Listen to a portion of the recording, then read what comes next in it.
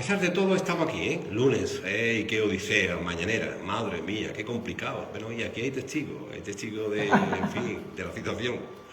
Pues este testigo es una persona que colabora con nosotros cada 15 días, amén de la relación que se puede tener durante estos 15 días de intercambio de opiniones con Juan Antonio Ruiz, amigo. Buenos días. ¿Qué te ha parecido la Estamos más tranquilos, ¿no?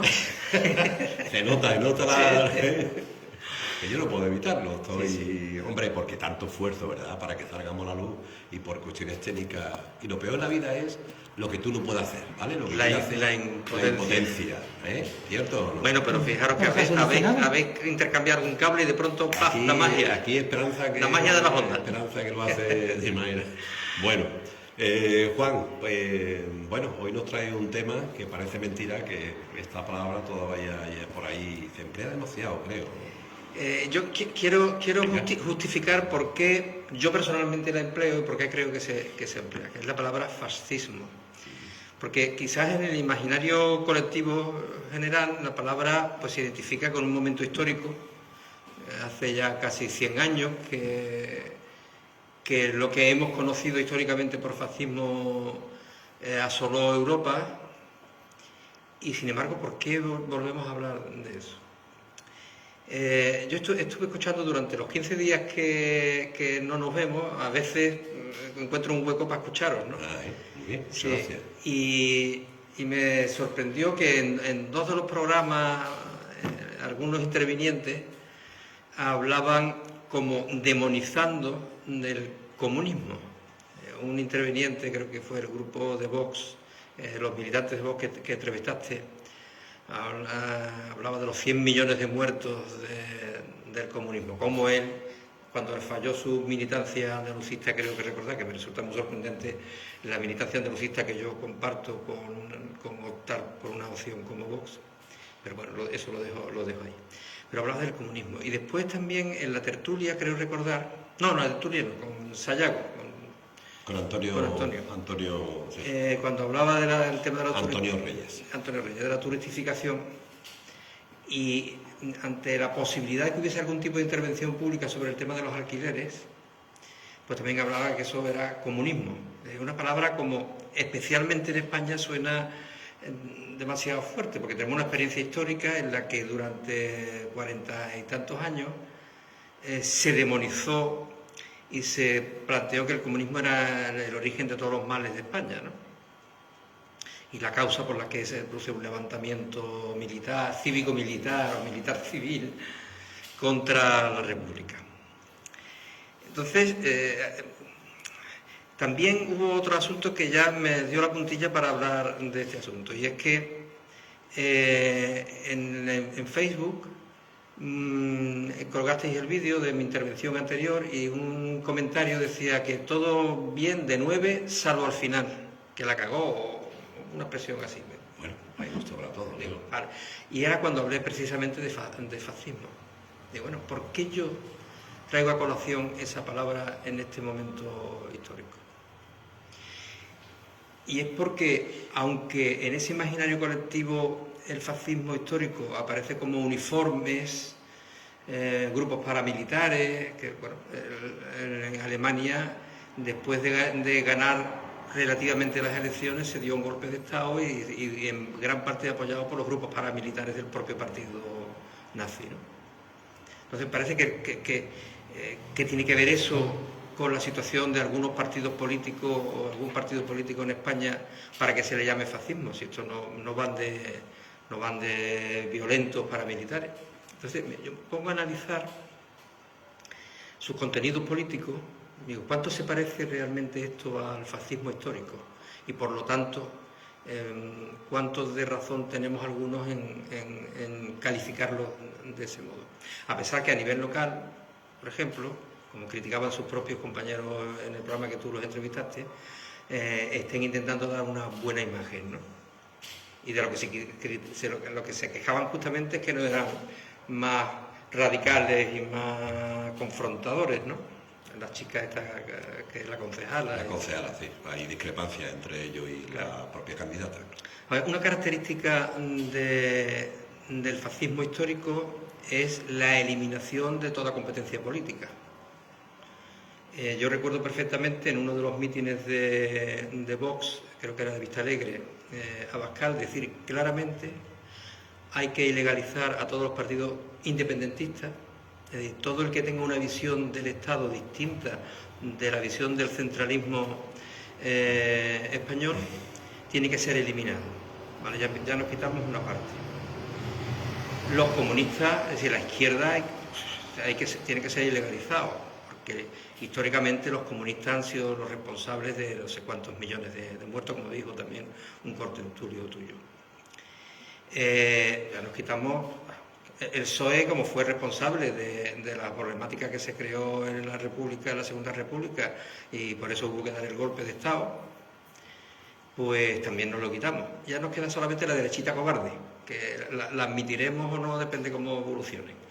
Con lo cual, de facto, su máximo líder estaba defendiendo que si ellos llegaban al poder, eliminarían toda competencia política, prácticamente el partido único. Esa es una de las características clave del fascismo, el autoritarismo de partido único. Esta gente no está tan lejos de eso, porque además lo verbalizan públicamente en actos políticos suyos, abiertos y públicos, ¿vale? Otra característica es su modelo socioeconómico. En los años 20-30 del siglo pasado, después de una crisis económica brutal, la crisis del 29, había como dos modelos de salida a esa crisis. Crece, sobre todo en Europa, las alternativas socialistas y comunistas, claro, inspirados en un ejemplo que tenían cercano, que era el comunismo soviético, ¿no? Que había pocos años antes había conseguido el poder en Rusia. Y las élites socioeconómicas buscan una alternativa de salida a la crisis distinta, que no fuese el comunismo. Y entonces se alienta económicamente, porque esto no se explica el crecimiento de estos grupos sin una fuerte inyección económica. Y sabemos, y es público, las formas de financiación bastante irregulares y poco confesables que ha tenido en España el surgimiento de este grupo de Vox en particular. De Arvise nos queda por conocer mucho más. Con lo cual son la expresión ultraliberal de la salida a la crisis. Es decir, los ultraliberales de este mundo son, por ejemplo, Trump, Bolsonaro, Milei, y se parten en abrazos nuestros líderes españoles de ultraderechistas con estos otros ultraderechistas que son ultraliberales. ¿En qué consiste esa salida a la crisis? Eliminación de todos los impuestos posibles, eliminación del Estado social, eliminación de los servicios sociales, eliminación de lo público en la sanidad, en la educación. Unos lo hacen, la derechita cobarde, como ellos lo llaman, lo hacen poquito a poco, lo hacen con rostro amable, como hace nuestro presidente de la Junta, pero ellos quieren ir a las bravas y lo dicen con claridad. Esa es otra característica del fascismo histórico y de lo que algunos decimos que es el fascismo en la actualidad.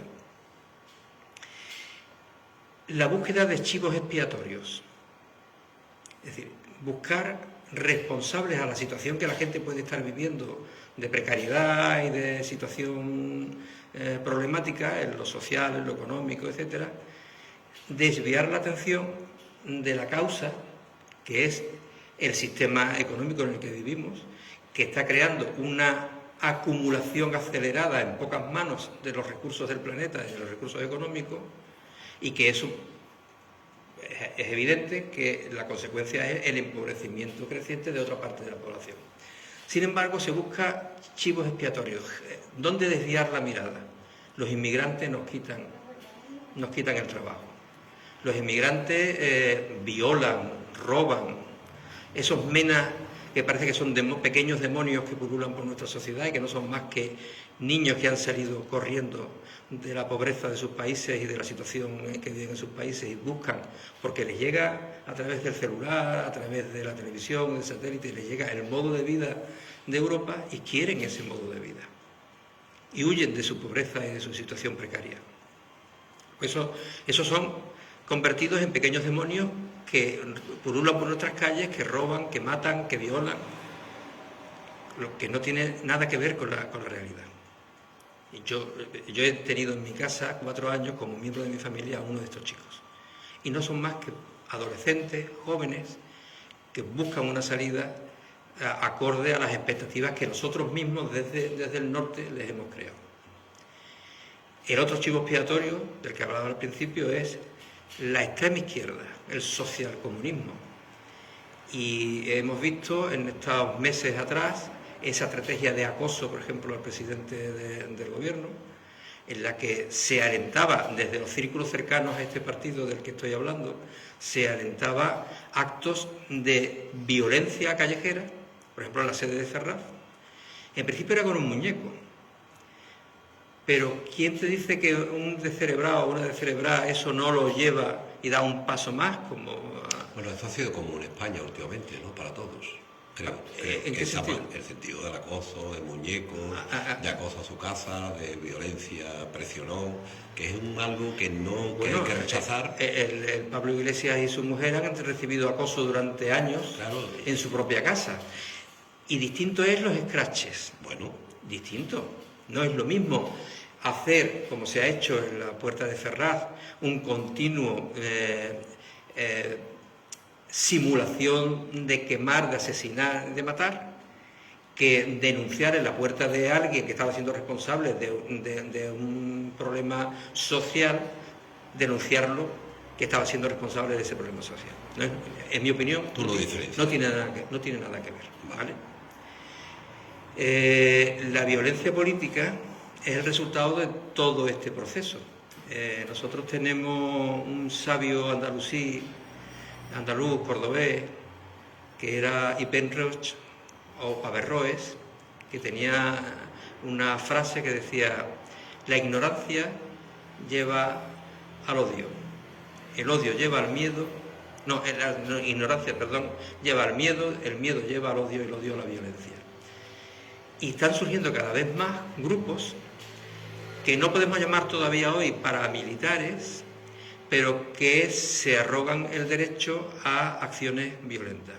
Leía esta misma mañana una noticia en El País en la que un sindicato policial va a contratar al líder de Desokupa, de la empresa Desokupa, que se ha caracterizado por métodos violentos, para la formación de policías.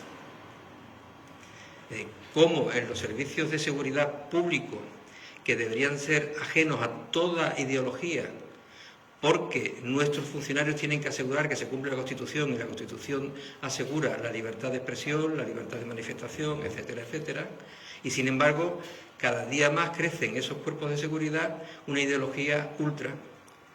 Creo que lo comenté aquí, uno de los líderes intelectuales en Sevilla del movimiento a favor de los palestinos, como era el catedrático emérito Isidoro Moreno, por tener una banderita de Palestina en una acera en Sevilla, en la Plaza de la Encarnación, se acerca un policía, le toma los datos y lo multa porque está cortando el tráfico.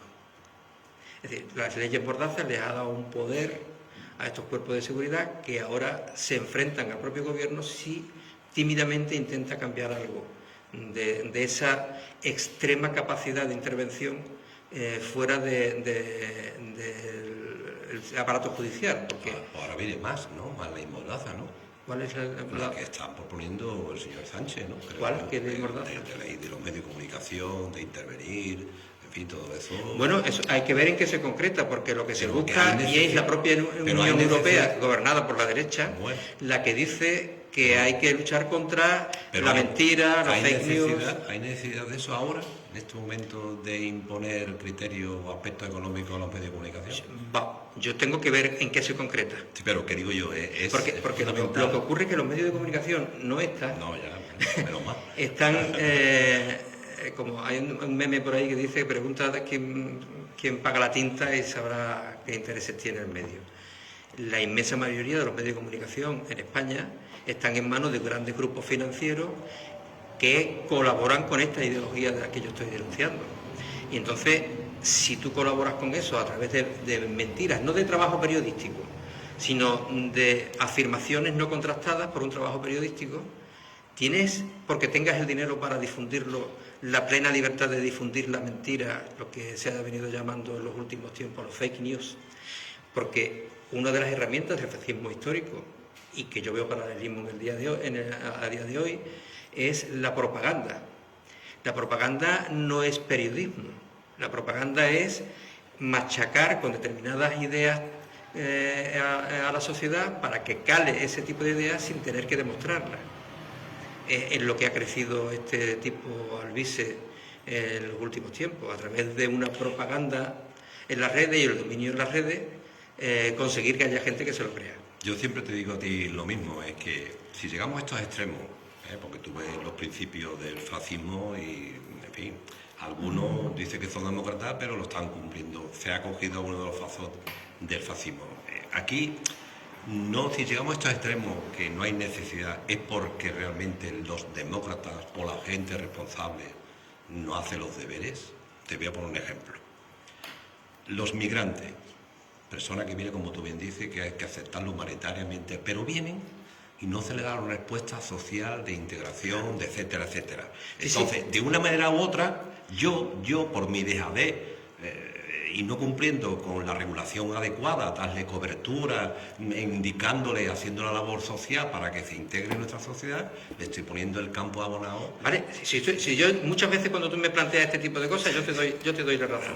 Es decir, que en el origen de las causas está un tratamiento inadecuado a los problemas. Y entonces surgen las opciones que buscan crear chivos expiatorios y utilizan a estas situaciones sociales como chivos expiatorios para crear miedo y por lo tanto conseguir sus objetivos.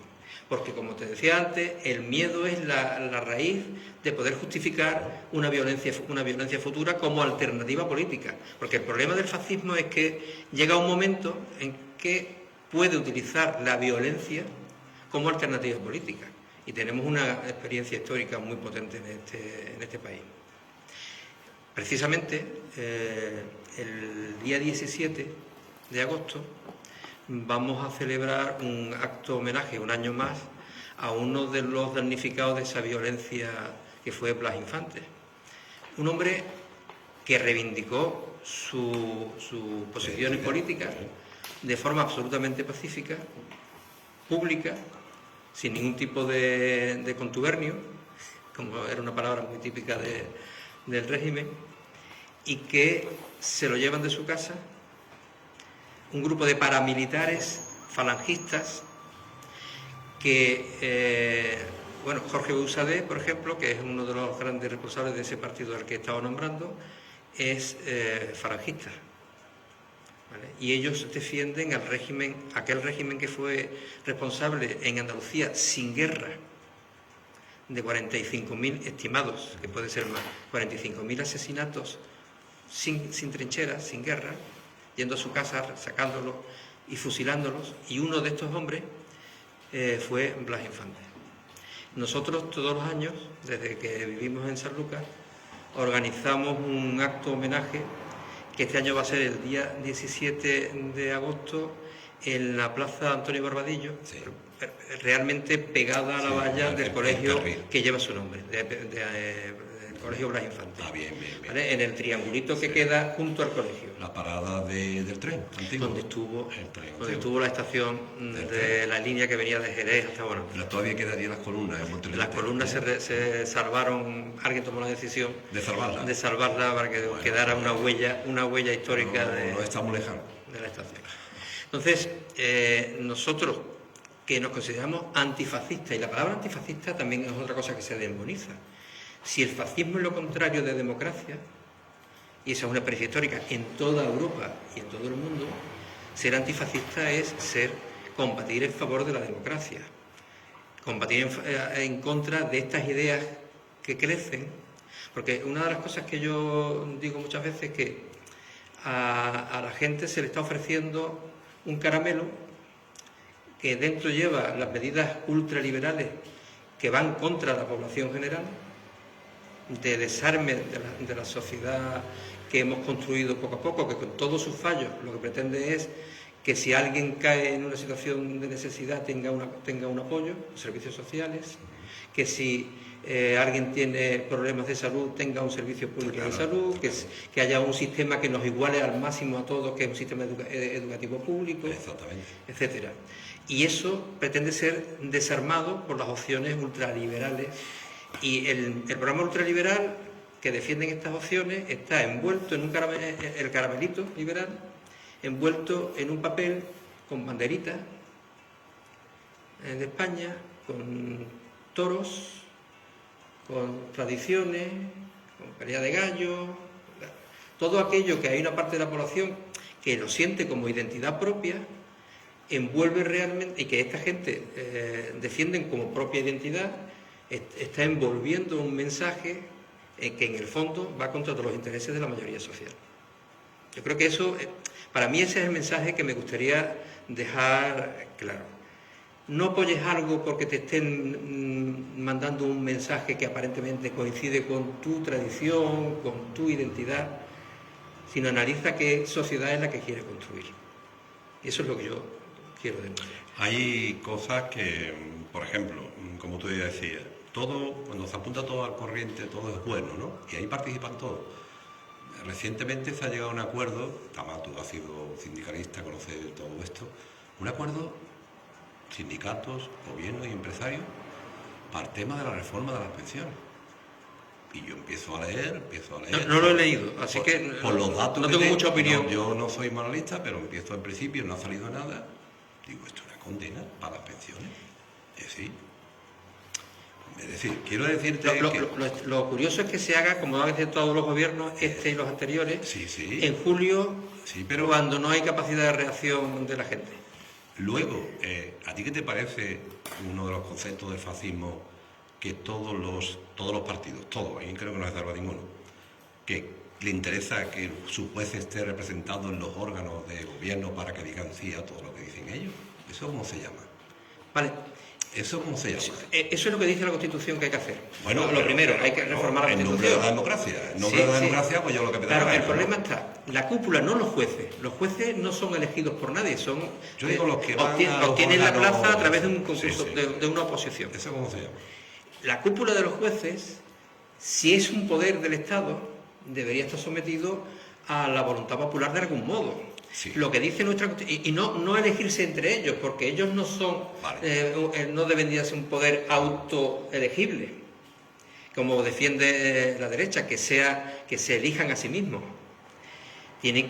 Su elección tiene que ser de algún modo correspondiente a la elección del pueblo. Pero ¿por qué le interesa a los partidos que tú nombrados? Porque si tú me dijeras a mí, mira...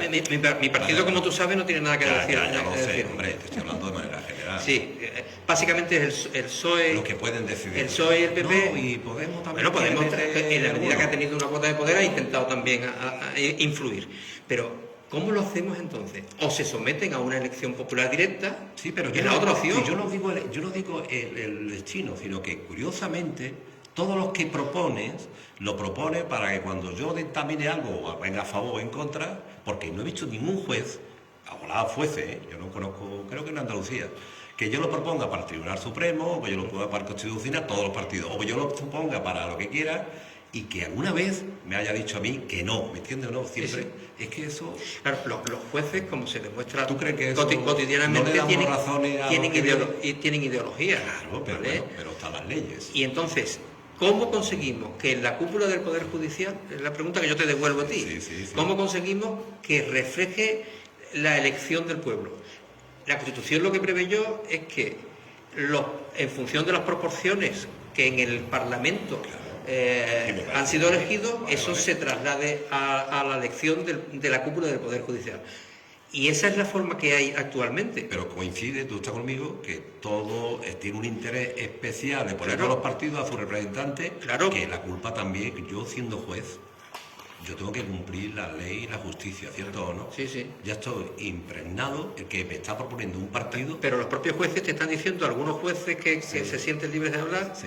que no se aplica la justicia igual para el robagallina que para el banquero. Más todavía, ¿no? Vale. Digo del Estado, entonces, esa faceta de la justicia que da la impresión a la gente, ¿o tú crees que la gente... Claro, porque tiene la justicia? propaganda no le está dejando ver a la gente que el sistema actual, con sus problemas que tenga, está reflejando lo que dice la Constitución y que pretendía esa Constitución garantizar que un poder básico del Estado no era autoalimentable. ¿Qué opinión puede tener, Juan, la gente de un juez de un tribunal constitucional que hayan perdonado el tema de los ERE? ¿Qué impresión puede tener del día a día? No han perdonado el tema de los ERE. Tú sabes. Han dicho, que es algo que veníamos diciendo alguna gente mucho tiempo, es que una cosa es el fraude que se produce con los fondos de los ERE y otra cosa es decir que una ley votada por el Parlamento andaluz sea ilegal. Entonces todos los jueces... Que hubiesen ido al Constitucional a denunciar que la ley votada por todos, inclusive por el Partido Popular, que estaba en el Parlamento entonces, aunque no en el Gobierno, que esa ley era ilegal, era inconstitucional. Porque tú no puedes decir que si el Gobierno hace unos presupuestos en base a una legislación ¿Tú crees que realmente del Parlamento andaluz, los eso? jueces estaban invalidando la acción del Parlamento andaluz. Eso es algo con lo que yo he estado siempre en contra. Distinto es decir que de los 600, 700 millones de los ERE, un 10%, un 15% haya sido utilizado fraudulentamente. Eso es distinto, ¿vale? La propaganda no hizo ver a la gente que lo que se estaba haciendo con esos jueces, la jueza Laya especialmente, alentada y trabajada por detrás por el que fue ministro del Interior, con el gobierno del PP, fue una operación que le funcionó fantásticamente para apear del poder al PSOE. Las personas que piensan desde el punto de vista que coge cosas del fascismo, que la coge claramente, no damos pie a que un partido y la Constitución aprobada como tal, Partido Socialista, si no lo explica bien la diferencia que está haciendo de Cataluña respecto a los españoles. Me está metiendo en un tema, al final de mi intervención, que puede ser un tema completo del próximo día. No, pero me refiero desde el punto de vista de la aplicación, Mira, de darle a eso, ¿cómo se llama? Eso, yo defiendo la confederalización del Estado español. ¿Los nacionalismos extremos, cómo se llama eso? ¿Pero cuál es el nacionalismo extremo? Bueno, hasta donde quiere llegar algunos dirigentes. Mira, en Cataluña no existía independentismo relevante hasta que el PP pone en marcha una maquinaria que le da rentabilidad política en todo el Estado de anticatalanismo, con aquellas recogidas en las mesas contra el estatuto, un estatuto que era similar al estatuto andaluz y que hay cláusulas del estatuto andaluz que tiene el catalán y que se invalidó solo para el catalán, porque tiene una rentabilidad electoral política en el resto del Estado para el Partido Popular. Esa fue la operación que dio lugar al crecimiento desacerbado del independentismo catalán. En su momento le dio lo que quiso Aznar, ¿vale? Y yo es que defiendo lo mismo que para Cataluña y para Andalucía, exactamente lo mismo. ¿Por qué las empresas que hacen negocio en Andalucía tributan en Madrid o en Cataluña, el País Vasco, donde tributen, y hay una extracción fiscal de Andalucía? Yo quiero que nosotros seamos capaces de manejar nuestros impuestos también, con un mecanismo de solidaridad, absolutamente de acuerdo. Esta gente está diciendo que se incluye ese mecanismo de solidaridad. Habrá que verlo, no lo sé. Pero eso es un tema para un día completo.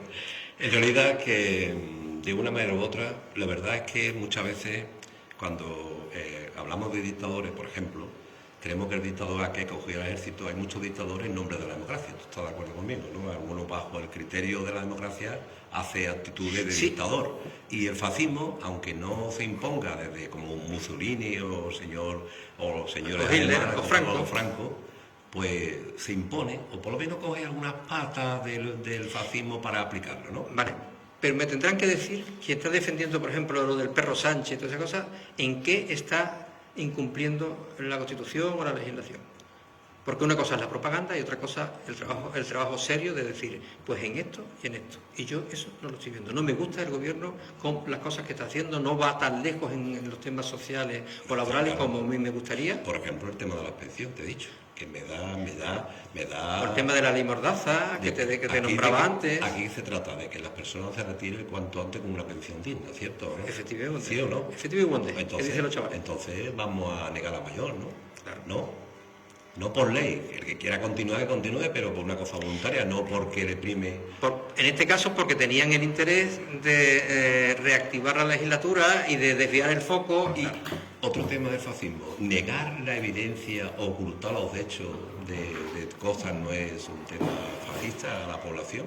¿Cómo qué? Por ejemplo, el tema de las pensiones, que el sistema no se mantiene, no pone medidas y buscan paridades por ahí para solucionar el tema. Es un problema gordo, ¿de acuerdo o no? Claro, pero eso no es fascismo, eso es una falta de funcionamiento democrático, estoy de acuerdo contigo, pero el fascismo tiene otras características, ¿vale? Que es la eliminación absoluta del contrario, la búsqueda de chivos expiatorios y la solución violenta política al final de un proceso. Como han intentado en Brasil, Bolsonaro, como intentó Trump con el golpe de Estado que intentó dar, y como al final Milei nos demostrará que terminará haciendo. Y te falta uno, que es el señor de Venezuela. El señor de Venezuela es otro tema completo que había que tratar. Porque yo estoy convencido que ya antes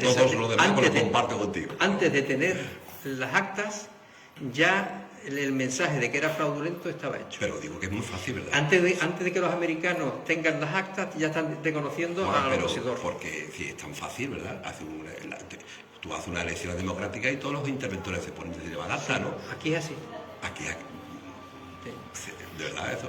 Yo tengo que ver cómo que termina todo eso, porque gente con la que tengo cierta confianza, como puede ser el Lula, como puede ser otros dirigentes latinoamericanos, le están exigiendo a Maduro que ponga las actas sobre la mesa y que ¿Alguna solucione. actividad en la Casa de Algarabía? Bueno, vamos a tenerla a partir de septiembre, como te dije, ya publicaremos, como nos vamos a seguir viendo creo por aquí. Hombre, está claro.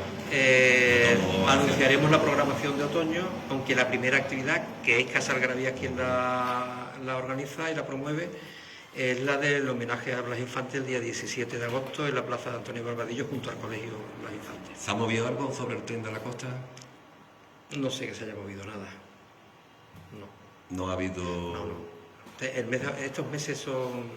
El 5 de septiembre tenemos una reunión de la plataforma para ver cómo empezamos de nuevo a mover. Pero no, en este tiempo no se mueve nada. Te decía el otro día, no sé si te lo dije, ¿no? Sí, te lo comenté, no creo que el diario de Cádiz, ¿te lo comenté en línea?